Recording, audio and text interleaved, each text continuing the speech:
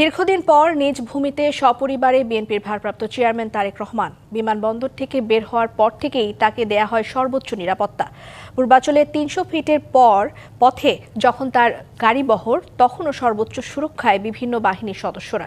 ৩০০ ফিটের মঞ্চে যাওয়া পর্যন্ত এই যাত্রায় সতর্ক থাকে আইনশৃঙ্খলা বাহিনী।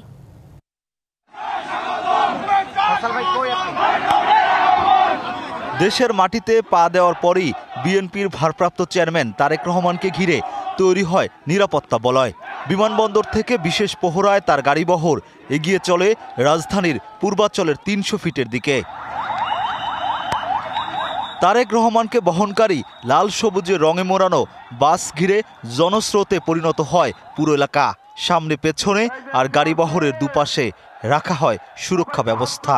কাছাকাছি যেতে দেওয়া হয়নি কাউকেই। প্রায় ১৭ বছরের নির্বাসিত জীবন শেষে এদিন দেশে ফেরার পরই সেনাবাহিনী, বিজিবি ও আইনশৃঙ্খলা বাহিনী ঘিরে রাখে তারেক রহমানকে। থাকে অতিরিক্ত গোয়েন্দা নজরদারিও।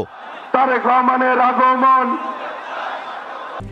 RICL TMX, যুগের পর যুগ স্থাপনা থাকে মজবুত।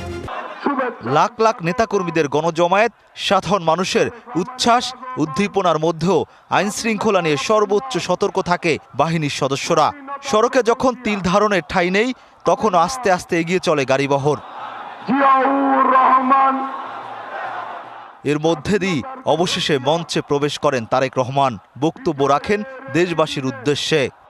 দেশের উন্নয়নের জন্য, দেশের মানুষের ভাগ্যের পরিবর্তনের জন্য যদি সেই প্ল্যান, সেই কার্যক্রম, সেই পরিকল্পনাকে বাস্তবায়ন করতে হয়, প্রত্যেকটি মানুষের সহযোগিতা আমার লাগবে। আপনারা যদি আমাদের পাশে থাকেন, আপনারা যদি আমাদেরকে সহযোগিতা করেন, ইনশাআল্লাহ আমরা আই হ্যাভ এ প্ল্যান বাস্তবায়ন করতে সক্ষম হব।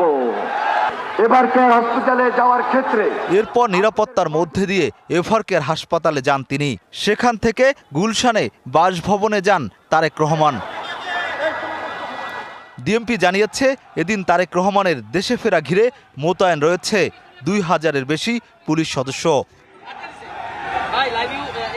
Rakib Hossain, DBC news, Dhaka.